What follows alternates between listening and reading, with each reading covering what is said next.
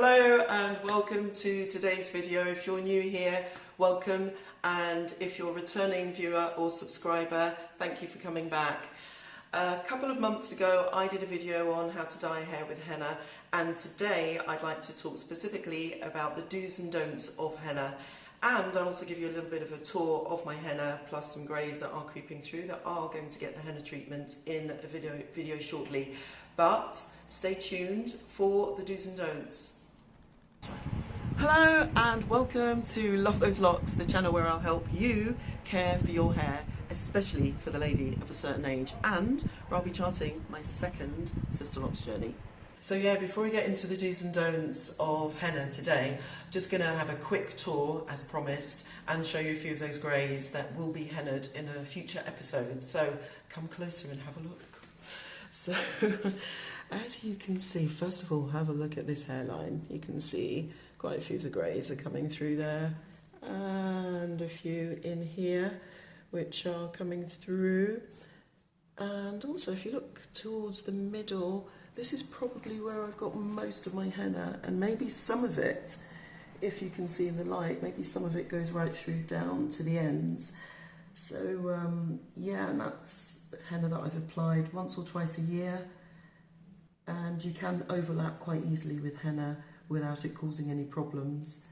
And although henna can be a little bit drying, as I've mentioned in my henna video, I tend to add a little bit of olive oil to the henna mixture just to keep my hair, my Sisterlocks, nice and moisturised.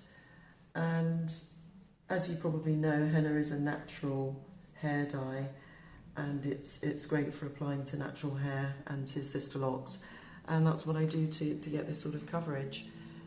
So that's basically a tour of how the henna looks. You can see that most of it is around the front and middle, and in some instances it's right down through to the ends. And what happens is, with the colour with henna, it intensifies over time as you apply it, and you can see it more under sunlight. So if I'm in the dark, or where there isn't sunlight rather, you won't necessarily notice it. So it's more of a subtle colour, which doesn't give you uniform colour in the way that artificial colours will do. But I think that that's the beauty of henna, that it will just gradually intensify with extended use, and even if you overlap strands that you've covered with henna previously, there isn't a problem with that. So that's, apart from it being natural and pure, it's one of the many reasons why I like to use henna. So yeah, that's that. But now we should go into the do's and don'ts. So now we're going to talk about the do's and don'ts of using henna. So first of all, the do's. The very first do is absolutely, definitely use pure natural henna, and it's really worthwhile you doing your research when looking at henna and finding the right type of henna. I use It's Pure henna, and I've been using that for about 3 years. And the way to check, there are a number of ways to check that you're getting good quality henna, because unfortunately manufacturers are starting to add lots of different things to henna, including PPD, which is an artificial dye. So with henna, you want henna that is more of a dull green colour. You also want to check the ingredients at the back of the package, just to make sure that it is just henna and not any other extra ingredients that are added sometimes to intensify the colour. And also just being aware of the different brands and checking, as I say, the colour of the henna powder. And if you choose a brand that says it's pure, naturally pure and certified organic, that should be a way to help. So that's one of the first things to check for. One of the other do's that you must do when you use henna is to make sure that you wrap your hair. So when you get the henna, you need to mix it into a paste with water, because the henna comes in a powder form, and on its own it won't do anything, it won't bind to our hair. So you need to mix it with water, and as I mentioned, I go into detail in a previous video about that. But once you've got the mixture mixed together and it's in a thick paste-like consistency, then you put it all over your hair or on the touch-up areas, and then wrap it in cling film or Saran wrap. And it's essential to keep it moist during that time, just to make sure that the henna can get to work. So cover it in cling film or Saran wrap. Then the other thing that you must do when using henna is to make sure that you do firstly a skin patch test and secondly a strand test. So the skin patch test, if you just get a bit of skin on your hand maybe, mix your henna paste, leave it to develop for the number of hours that the package says that you should, which tends to be anywhere from 8 to 12 and up to 24 hours, and then just dab a bit onto your skin and then leave it on maybe for half an hour or so, rinse it off and then wait for 24 hours, and then just see if there are any signs of irritation, a rash develops or anything of that nature. Absolutely don't use it. So that's the first way to do a skin patch test. The next thing that you do, which I've mentioned, is a strand test, particularly if you have greys.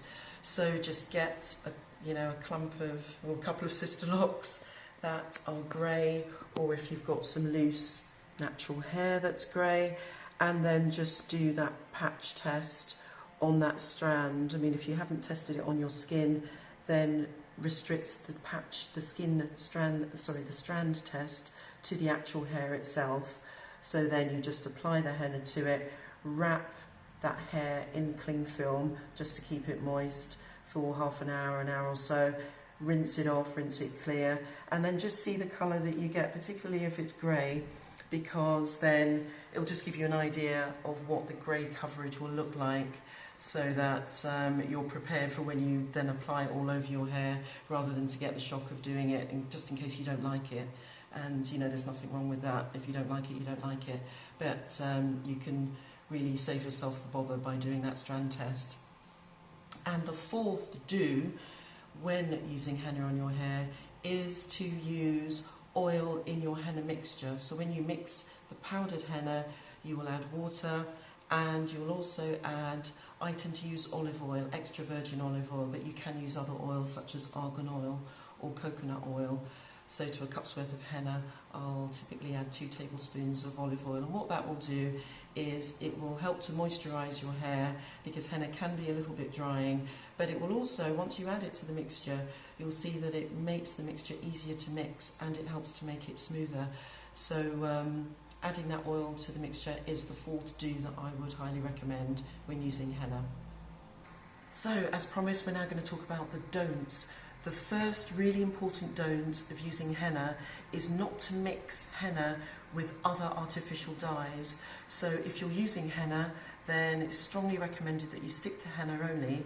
But if you decide to switch and use artificial dyes that you'd buy, all the brand names that aren't natural, in other words, whether they're permanent or semi-permanent, it is highly recommended that you don't mix the two. Use one or the other, or grow out that hair before you switch to either henna or the other type of dye. The other don't that you mustn't do when using henna is when mixing it, don't use metal implements. So don't have a metal bowl, don't have a metal spoon, and don't have any metal jewellery that's involved in the mixing, because that will tarnish, and I think that will just add extra elements to the henna that you wouldn't really want in there then to apply that onto your hair. So just avoid any metal. Use ceramic, use glass, use wood, use plastic, but avoid metal in that mixing process. Also, when you mix the henna, after you've mixed it, you'll need to set it down anywhere between 8 to 12 hours and up to 24 hours. So do make sure that you don't leave it in a cold place, because when you mix the henna, the purpose of mixing it and leaving it is so that the Lawson dye, which is within the henna, will release into the mixture, so that when you're ready to use it, you can then apply it to your hair and it will then bind to the keratin in our hair.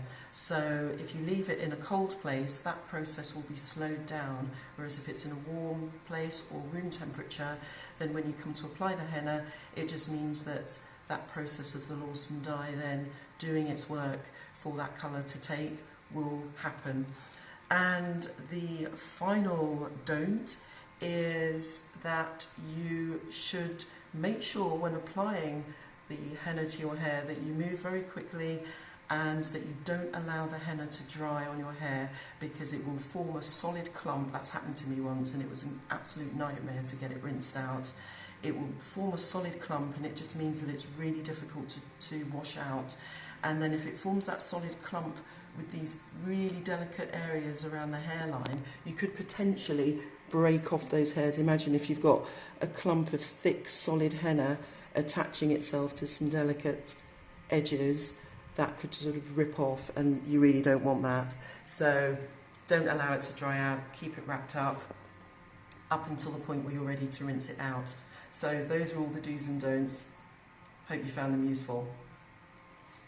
Alright, that's it for today's video. Thanks for watching. Perhaps you'd like to comment on some do's and don'ts that maybe I've missed out. Please let me know in the comments. I'd love to hear what you have to say. Please like and share and subscribe and tap the bell so that you know when I next post a video. See you then. Good morning. Good morning.